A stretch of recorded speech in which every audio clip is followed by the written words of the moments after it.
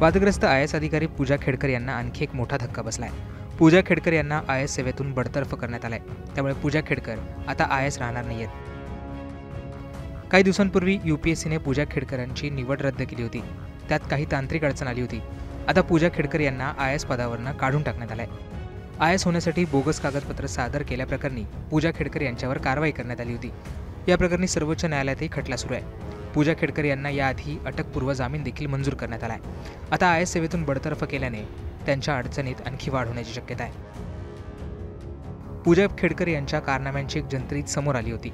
पुण्यात probationary officer म्हणून त्यांची नियुक्ती करण्यात आलेली असताना त्यांनी जिल्हाधिकारी कार्यालयाकडे अवास्तव मागण्या केल्या होत्या। त्याचबरोबर त्यांनी त्यांच्या खासगी ऑडी गाडीला थेट अंबर दिवा देखील लावला होता।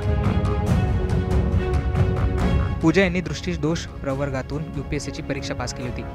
त्याचबरोबर मानसिक आजाराचे प्रमाणपत्र देखील सादर केलं होतं। असं असताना अनेकदा वैद्यकीय तपासणीसाठी बोलावण्यात आल्यानंतरही त्या हजर राहिल्या नाहीत। नाव बदलून यूपीएससीची परीक्षा दिल्याचं देखील समोर आलं होतं। या सगळ्या कारणांनंतर त्यांची चौकशी करण्यात येत होती। अखेर आता यूपीएससीकडून खेडकर यांना सेवेतनं बडतर्फ करण्यात आलंय।